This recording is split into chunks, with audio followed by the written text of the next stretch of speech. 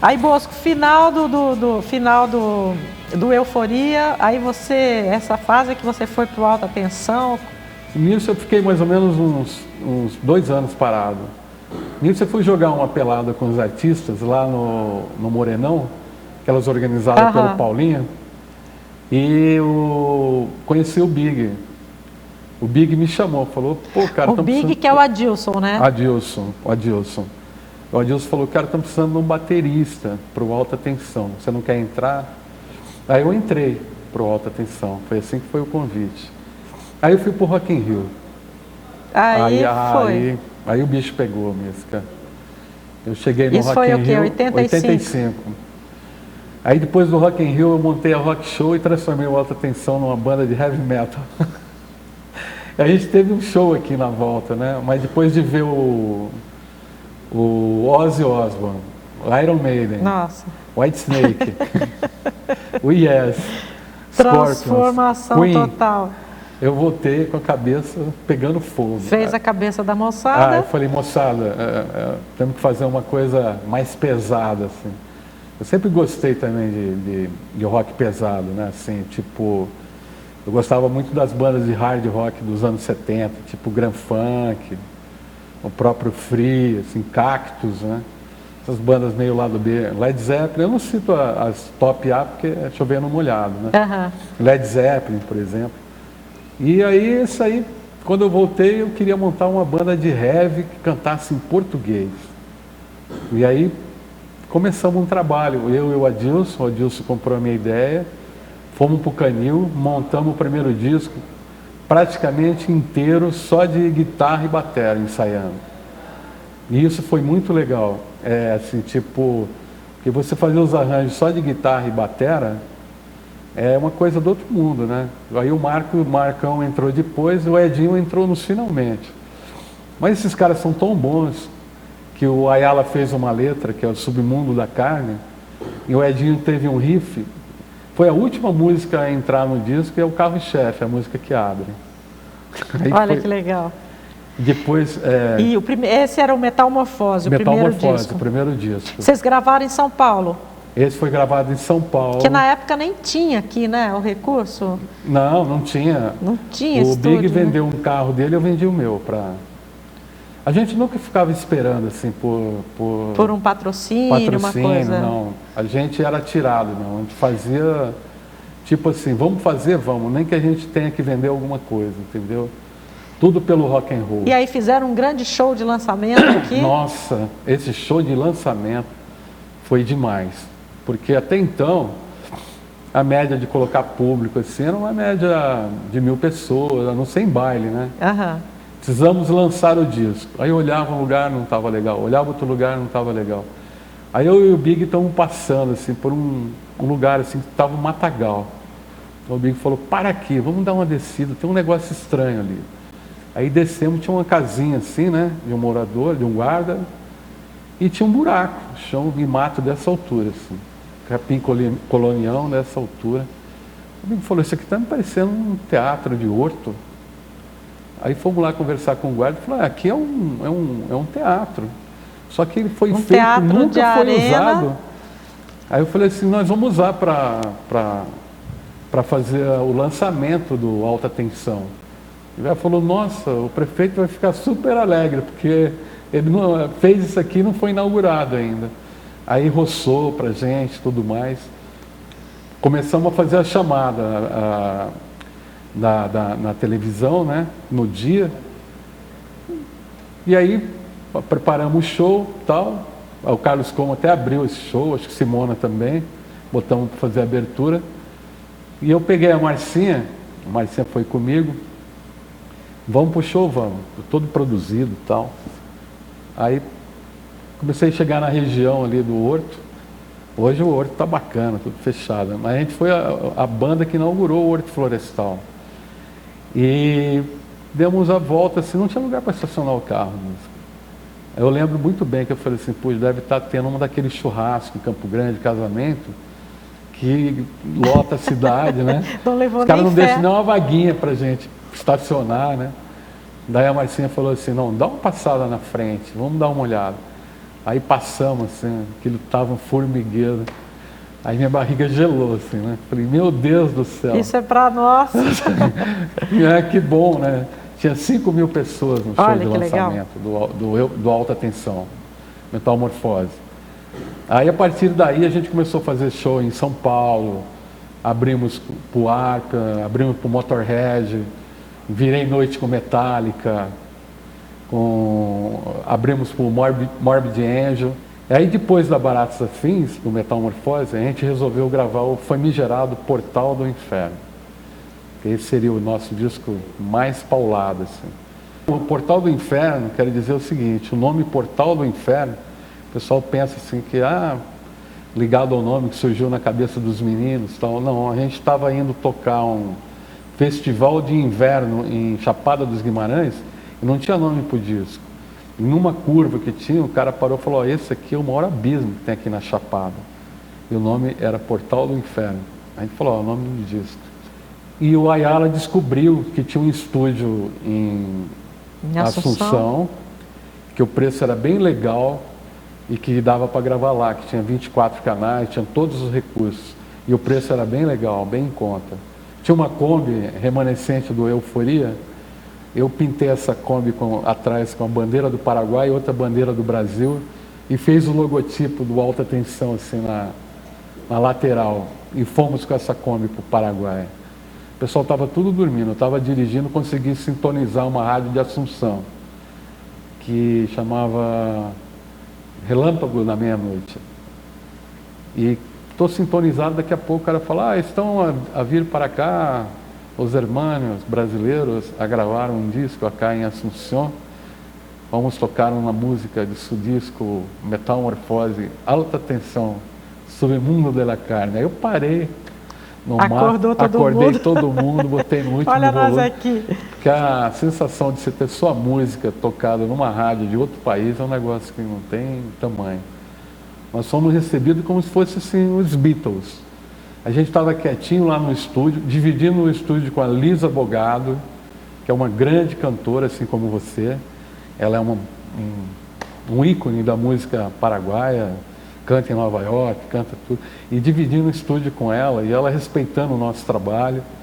Eu vendi até um prato para o baterista dela. Eles são muito legais, realmente muito legais. Assunção é uma terra acolhedora. Acolhedora. Aí nos acolheram. E tem muita gente legal de rock and roll lá.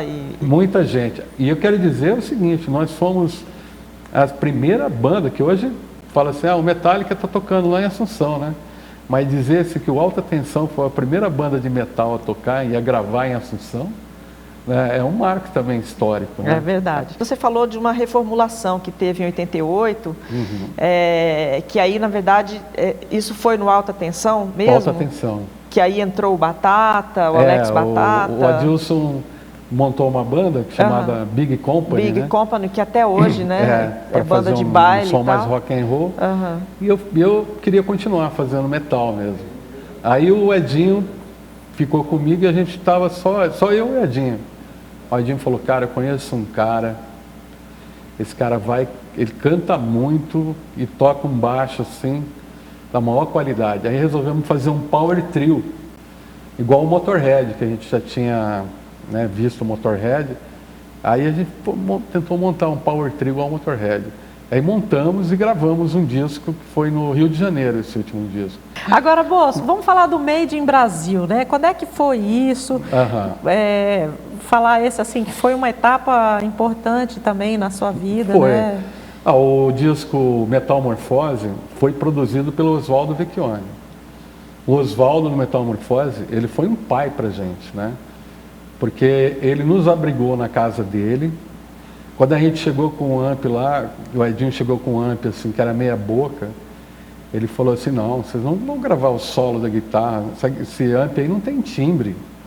Peraí, vou ligar pro Carlini. O Carlini tem uns amps Marshall aqui, legal.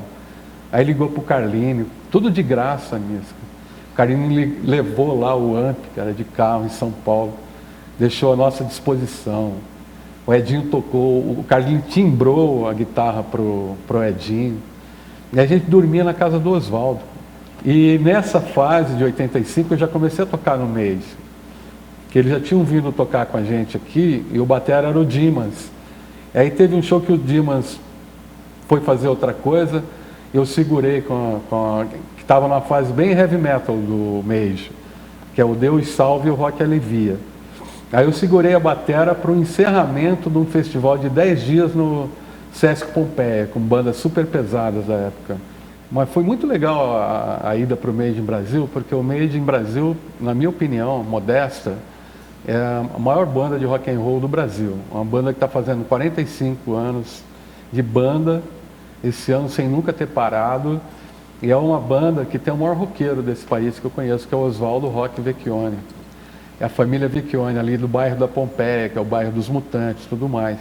E para mim foi um aprendizado, né? Aprendizado ficar no Made, porque você acha que você está tocando heavy metal, que você está tocando com 2 bumbos, e que você, né? Mas quando você vai tocar o rock and roll básico mesmo, que é aquela coisa que o Charlie Watts faz no Rolling Stones, você vê que o buraco é mais embaixo. É mais pesado, né? Não, é assim, é mais extenuante. Você segurar um rock and roll, que eles falam assim, quadrado, entre aspas, é muito mais difícil, entendeu? Todos os lances são difíceis, mas é difícil segurar uma marcação para uma banda.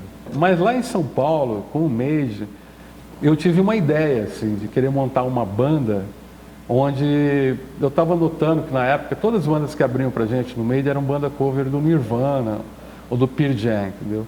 Eu queria montar uma banda que resgatasse o rock antigo, que era o Creedence, sabe, tipo Rolling Stones, bandas como a Beatles, e bandas lá do B também, tipo Grand Funk Railroad, né, Allman Brothers, Lynyrd Skynyrd. E eu tive a ideia em São Paulo, ia até montar com um amigo lá, mas acabou que eu desci aqui e não voltei mais. E a ideia começou a ferver aqui, nesse meio campo que eu estava, nesse meio de campo aí, que eu estava tocando com o Celito, com o Zezinho do Forró, o Batata veio para cá também. E aí eu peguei e falei pro Batata, lancei a ideia. Aí é um embrião do bando do Velho Jack. E aí a gente olhou, testamos vários baixistas e guitarristas e não deu liga, né? Aí eu recebi o convite para tocar na Blues Band, última formação, com o Marquinhos, o Fabinho e o Renato. Nossa, foi maravilhoso, fizemos altos shows.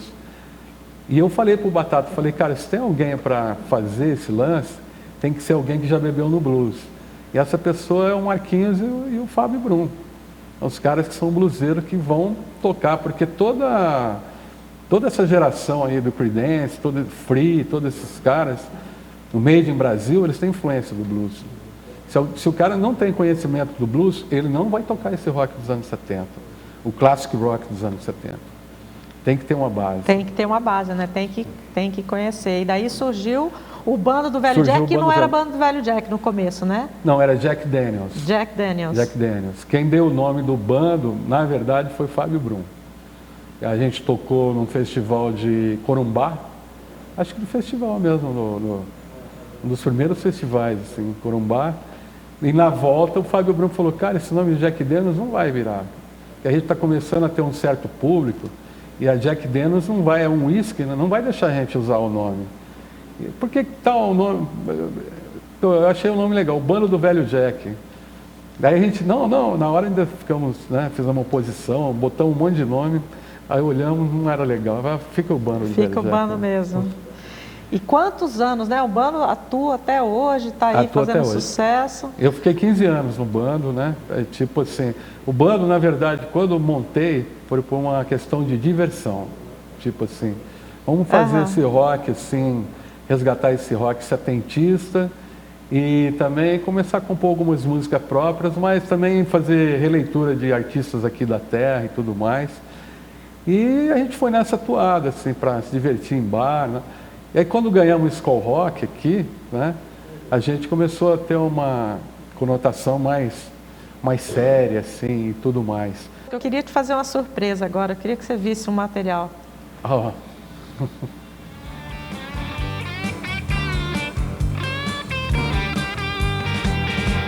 Enquanto esse velho trem atravessa o Pantanal, as estrelas do cruzeiro fazem um sinal de que Esse é um dos maiores vocalistas que eu já toquei na minha vida. Muito.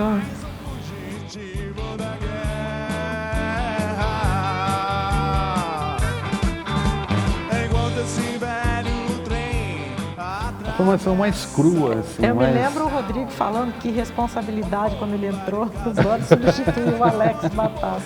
Esse cara aí é demais, Fábio Brum. Ele me chama para fazer jazz com ele, tem uma banda chamada Saco de Ratos, também toca no Made in Brasil de vez em quando. E ele tá, assim, é o cara, né, de São Paulo, Fábio Brum.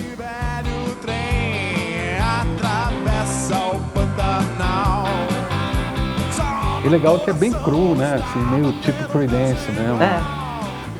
Um negócio de guitarra, assim.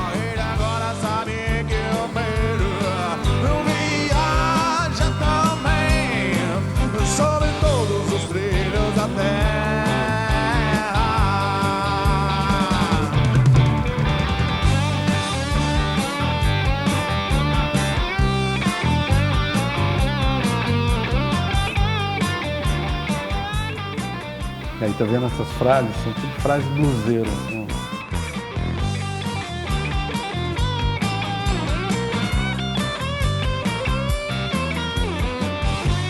E o Marquinhos também vem do blues, né? Ele tocou no Big Alambique, no Rio de Janeiro. Até o Big Gil, sempre quando vem, a gente faz junto.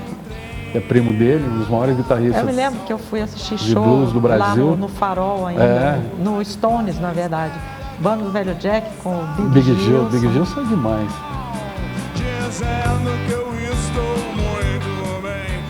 Agora esse tem que ser relembrado, né? Olha eu aí. O que eu achei legal nessa gravação foi o timbre de bateria que vocês captaram no Som do Mar. Aveludado, assim, sabe? Com pele porosa. Soou bem o timbre daquela época mesmo. Aliás, o Som do Mato ele ficou muitos anos em rede, tudo por conta da qualidade do som, né? Qualidade. E esse programa foi responsável por abrir as portas do Bando do Velho Jack, ter feito o bando tocar em Campinas, em São Paulo, através do Som do Mato. Legal. Viu, pessoal que está assistindo a gente, a importância desse programa. Nossa, foi para muita gente, assim, né? A gente até não tinha muito essa dimensão e depois... Passado, por exemplo, agora, tantos anos depois, você veio falar isso. Exatamente. Mas é isso, a gente tem ouvido falar Belinha, muita gente falou, olha, trabalhei muito por conta disso. Quero só finalizar uma coisa aqui, dizer que os outros músicos que vieram depois do Alex Batata também, agregaram grandes valores ao Bando do Velho Jack.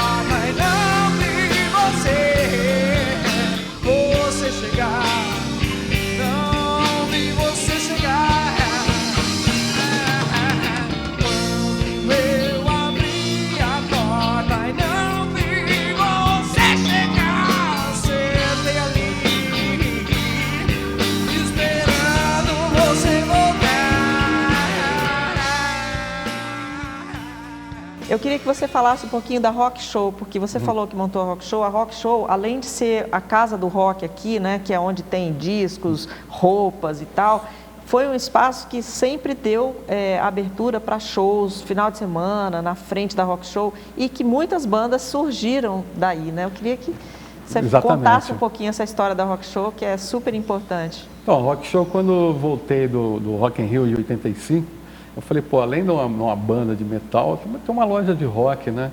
Vai ser uma coisa legal e tal. E aí nós montamos a Rock Show, mas com o intuito assim, de ser bem cultural também. E quando nós subimos, ficamos um tempo lá na galeria, né? Itamaraty. Galeria Itamaraty. Nós subimos aqui para Afonso Pena, e aí estamos lá de novo. A ideia era o seguinte, sempre promover novos artistas ali na frente, fazer lançamento de bandas. Muitos bateras, guitarristas, baixistas começaram tocando ali na frente. E hoje estão tocando em várias bandas por aí.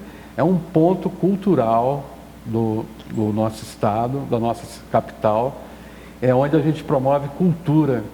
Bosco, realmente a gente poderia ficar aqui, né? Muito mais tempo, horas e horas conversando, mas eu acho que ouvir de você todas essas histórias, né? Eu acho que as pessoas que vão nos assistir, nos ouvir, elas vão curtir bastante, né? Espero que curtam esse bastante. legado, né, do rock and roll, assim, a própria história do rock and roll.